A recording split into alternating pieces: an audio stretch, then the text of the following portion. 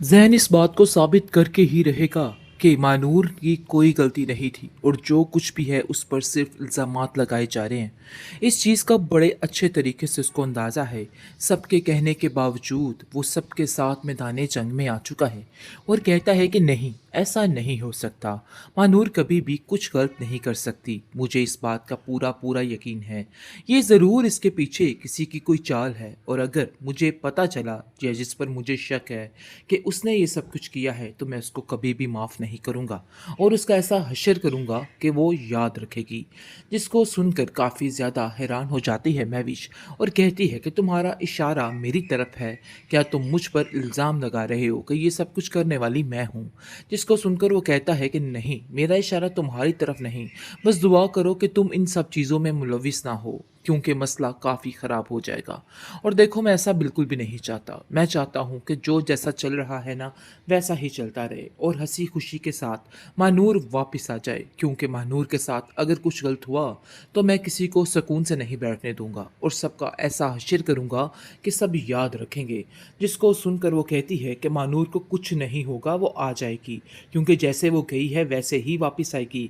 ये सारी बातों को लेके मेरे ऊपर इल्ज़ाम तराशी करने की कोई ज़रूरत नहीं है और मुझ पर इल्ज़ाम लगाना सरासर बेवकूफ़ी है। देख लेना, एक दिन खुद उसकी असलियत तुम्हारे सामने आ जाएगी और तुम्हें पता चल जाएगा। जिस पर तुम आंखें बंद करके यकीन करते हो ना, वही लड़की है जिसने बेवकूफ़ बनाया हुआ है तुम्हें। है ज़ैन उसकी माँ को काफ़ी तसल्ली देता है और कहता है कि आपको परेशान होने की ज़रूरत नहीं है। बहुत जल्द उसका सुराग मिल जाएगा और सब कुछ ठीक हो जाएगा, इसलिए इन बातों को लेके बिल्कुल भी परेशान ना हो। मुझे इस चीज़ का पूरा पूरा यकीन है, इसलिए बिला वजह की टेंशन लेने की तो कोई ज़रूरत है ही नहीं। देख लीजिएगा, मैं खुद उसको लेकर आऊँगा। लेकिन ये बात हज़म नहीं हो पा रही है इस महविश को और वो दिन ब दिन मज़ीद इस जंग में छिड़ती जा रही है और इसको ऐसा लग रहा है कि जैसे सब कुछ ख़त्म होने वाला है। एतबार जो है उसको बिल्कुल पागल कर रहा है। लेकिन जी आप देखेंगे कि साफ-साफ वो वार्न कर देता है अपने बेटे को और कहता है कि अगर कुछ ऐसा किया हुआ तो मैं सारी ज़िंदगी तुम्हें माफ़ नहीं करूँगा। सारी ज़िंदगी जेल की सलाखों के पीछे रहोगे। जिसको सुनकर वो कहता है कि आखिर आप कैसी बातें कर रहे हैं? हर चीज़ का इल्ज़ाम मेरे ऊपर क्यों डाल दिया जाता है? क्यों बार-बार मुझे ये बताया जाता है कि मैं ही गलत हूँ? जिस पर उसकी माँ कहती है कि मुझे तो समझ नहीं आ रही कि आप अपनी बेटी को कुछ क्यों नहीं कहते? आप जानते तो हैं कि वो मानूर से किस कदर हसद और जलन करती है, जिसकी वजह से वो उसके साथ कुछ भी करवा सकती है। तो इसलिए बेहतर यही है कि दानिश को छोड़कर ज़रा अपनी बेटी महविश पे भी ध्यान दिया जाए। कहीं ऐसा ना हो कि उसी ने ही ये सारी गेम चलवाई हो, क्योंकि मुझे पता है कि दानिश ये सब कुछ नहीं कर सकता और ना ही वो ऐसा कुछ करेगा। लेकिन इस बात का यकीन है उसको कि अब जाकर जो कुछ होगा बहुत बेहतर होगा।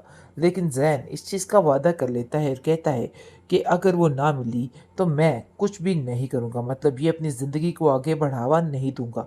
बस हर चीज़ यहाँ की यहाँ ही सिमट जाएगी। जिसको सुनकर महविश काफ़ी ज़्यादा हैरान है और गुस्से में आ जाती है और कहती है कि आखिर इन सब चीज़ों के पीछे ये बात कहाँ से आ गई? मुझे तो ये समझ नहीं आ रही है। इस लड़की ने मेरी ज़िंदगी अजीरन कर रखी है। कुछ ना कुछ ऐसा कर देती है जिसकी वजह से मामलात काफ़ी ख़राब हो जाते हैं। मैं अब इन सब चीज़ों को बर्दाश्त नहीं करूँगी। बस ये बात तो तय है कि अब उस लड़की को तुम्हें छोड़ना ही होगा। चाहे वो मरती है या जीती है, इन सब चीज़ों से हमें कोई लेना-देना नहीं है। लेकिन ज़ैन भी उसको साफ-साफ कह देता है कि नहीं, मैं उसको ढूँढने में अपनी सारी ज़िंदगी लगा दूँगा। मतलब ये है कि उसको ढूँढ कर ही दम लूँगा। तुम चाहे जो मर्ज़ी करती रहो।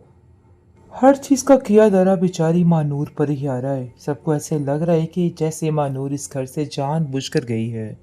लेकिन उसकी माँ ये हकीकत बड़े अच्छे तरीके से जानती है और वो कहती है कि मेरी बेटी ऐसा कुछ नहीं कर सकती। देखो ज़ैन, तुम ही कुछ करो, क्योंकि मुझे ऐसा लगता है उसके साथ कुछ बहुत गलत हो गया है। जिसको सुनकर साफ-साफ वो कहता है कि आप फ़िक्र क्यों कर रही हैं? आपने ऐसा सोच भी कैसे लिया कि मैं इस बात पे यकीन कर लूँगा? चाहे ये लोग जो मर्ज़ी कहते रहें, लेकिन मैं कभी भी इनकी बात का यकीन नहीं कर सकता। आपको बिला वजह परेशान होने की कोई ज़रूरत नहीं है। मैं आपके साथ था और साथ हूँ, इसलिए इन बातों की टेंशन ना लें। लेकिन जी आप देखेंगे कि महविश इस बात को लेके काफ़ी गुस्सा करती है और कहती है कि आखिर तुम नूर के बारे में इतना कुछ कैसे जानते हो? उसकी इतनी सफाई पेश कैसे कर सकते हो? वो लड़की इस काबिल नहीं है कि उस पे यकीन किया जाए। इस पर उसकी माँ कहती है कि बेटा देखो, इस बात का तो मुझे यकीन है कि उसने कुछ गलत नहीं किया होगा। ज़रूर वो किसी मुसीबत, किसी मुश्किल में है जिसकी वजह से आज वो मेरे पास नहीं है। मेरी बेटी ऐसी हरकत नहीं कर सकती। वो इन हालातों से अच्छे तरीके से वाकिफ़ थी कि उसके साथ, उसकी माँ के साथ इसके बाद क्या होगा। लेकिन जी आप देखेंगे कि महानूर की इन सारी चीज़ों को सब नज़रअंदाज कर रहे हैं और आज आकर सिर्फ़ और सिर्फ़ उसको ज़लील करने की कोशिश कर रहे हैं। बहुत ज़्यादा गुस्से में आ जाती है और महविश और कहती है कि नहीं, आप लोगों को मेरी बात माननी ही होगी, क्योंकि ये सब कुछ करने वाली सिर्फ़ और सिर्फ़ वही है और उसने जानबूझकर ये ऐसे किया है ताकि आप लोगों को ज़लील और रुसवा किया जा सके। लेकिन ज़ैन भी अपने दिल से वादा कर लेता है और कहता है कि चाहे जो मर्ज़ी हो जाए, वो महानूर को ढूँढ कर ही निकालेगा। अब उसे कोई फ़र्क नहीं पड़ता उसके बारे में कोई भी कुछ सोचता है, क्योंकि वो जान चुका है कि मनूर को बचाना उसका ही मकसद है।